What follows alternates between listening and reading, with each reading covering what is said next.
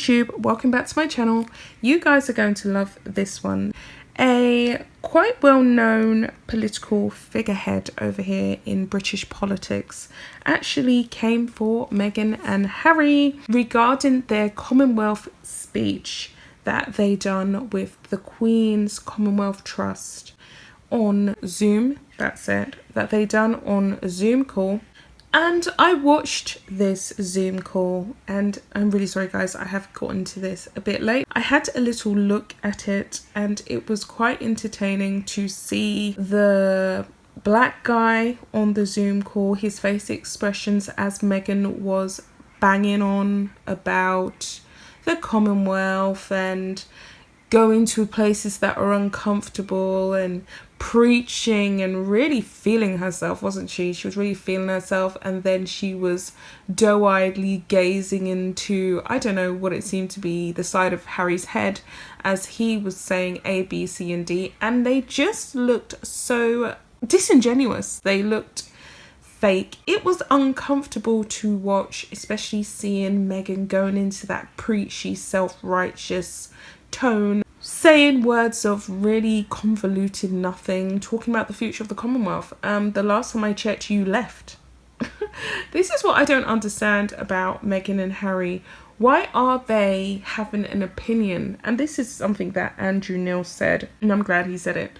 Why are you dropping your thoughts or having an opinion or even talking to your patronages when you left? You went all the way to the US. Do you realise, Meghan and Harry, that you are about to witness one of the most unprecedented times in history in the US right now, which I personally don't think is an ideal environment for a young child, especially when it's not necessary.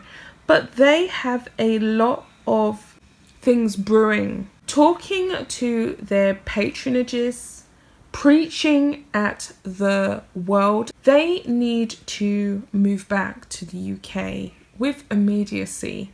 This is just my personal opinion, but there they are in the USA that they have no affinity to, no connection whatsoever. Yes, Meghan Markle is obviously a native of America, but she only talks to Doria, so they don't really have much to stay for. And let's face it, it doesn't look like the movie roles are rolling in or the opportunities are rolling in as they thought they would be, because they're still talking to their patronages, but they left.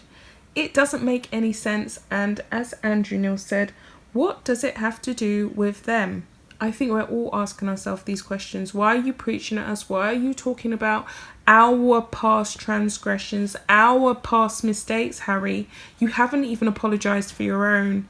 You was pictured in 2006, recorded actually making quite a few racial slurs and references. Yeah, you haven't apologized for these things, and now you're talking about the world and how we all need to apologize to the kids, and we're apologizing to the kids because we haven't gotten the world to the place it needs to be, and the Commonwealth is all about being uncomfortable right now. Okay, so Meghan Markle spent most of what was not really a Hollywood career ticking the Caucasian box. That's what she did. She ticked the Caucasian box for a good 25 years. She's, well, we don't really know her real age, do we? Because she's not telling us. But she seems to have told some lies. Word on the street is that Meghan Markle is about 43. So she ticked it for all of her 20s and most of her 30s. And now she's talking about race.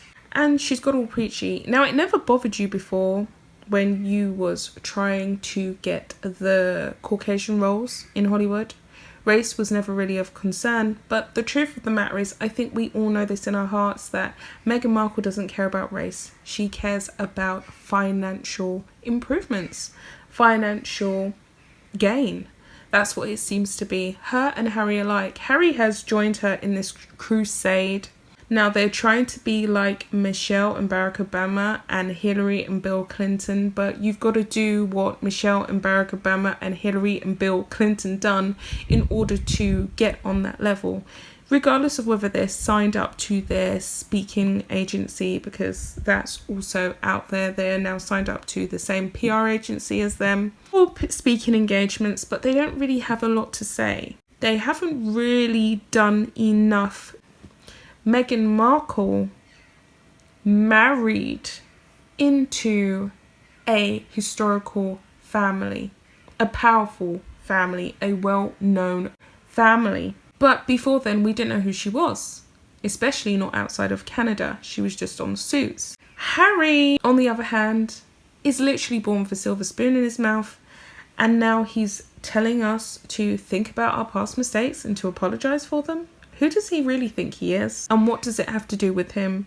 What has he ever done to really contribute to the fixing of this world before him and Meghan made this union that they now think is a platform for them to put the wrongs to right? It's quite insulting when you actually think about it. Anyway, I'm going to get into the article quickly. Meghan Markle and Harry berated by BBC's Andrew Neil. What's it got to do with them? The politics pundit criticised the Duke and Duchess of Sussex's comments on the future of the Commonwealth after their move to the US earlier this year following their decision to step down from royal duties. BBC presenter Andrew Neil has taken aim at Meghan Markle and Prince Harry over comments they made on the future of the Commonwealth. The accomplished journalist fumed on Twitter. What's it got to do with them? After the couple said in a video call, "This week we must acknowledge the uncomfortable past of the organisation." Mr. Neil tweeted, "What is it that the Commonwealth has done wrong? And since they don't live in it, what's it got to do with them?" It comes as the Duke and Duchess of Sussex took part in a virtual summit of the Queen's Commonwealth Trust, in which they discussed the uncomfortable past of the Commonwealth. During the chat, Harry, who is president of the Queen's Commonwealth Trust, said there's no way the Commonwealth of 54 nations could progress without first coming to terms with its past and human rights legacy. You can read this a number of ways with what Harry said. Not that Harry should be saying anything because you left. See, this is what I don't think any of us understand. Harry and Meghan had the opportunity to make a change in the Commonwealth, lead it in a direction that they wanted it to go. But now they are stuck because they left. You can't leave something and then want to change it from the outside. They are now on the outside of this organisation. What can they really say? It just seems like they want to sabotage the foundation of what the royal family was built upon by really highlighting the royal family's past transgressions. This is Harry's family. Meghan has successfully humiliated her family, dragged them through the mud. So she's done that. Harry is now attempting to do that to his own family, but he has to think about the future and where this is going to really lead and what they will really accomplish from doing this. I just don't see what they can achieve. It's just a difficult one. Carries on to say, he said, "Certainly when you look across the Commonwealth, there is no way that we can move forward unless we acknowledge the past. And I think so many people have done such an amazing, incredible job of acknowledging the past and trying to right those wrongs." Harry, you haven't contributed to that though, have you? What have you done to right the wrongs personally? You are a part of the problem. He spent a lot of time, still currently spending a lot of time, living an extremely lavish lifestyle. He's posted up in a 12-bedroom or 18-bedroom house with his one son and Meghan. They've been living in a lap of luxury. They've been flying around on private planes, currently draining us by the second for their security, their staffing costs, their royal protection officers that are now stationed overseas, which cost way more than if they was in the UK. They have all of these lavish, expensive services and indulgences. Meghan likes to shop. She likes to spend a lot of money on clothes, shoes, bags. She ran up a bill for the taxpayer of well over £2 million, £3 million for her clothing alone. And they are talking about righting the wrongs of the past. You are two of the most self-indulgent individuals to walk the face of this planet Earth. And let's face it, guys, they haven't done this from their own hard graft and hard work. Meghan Markle was not grossing £2 million per season on Suits.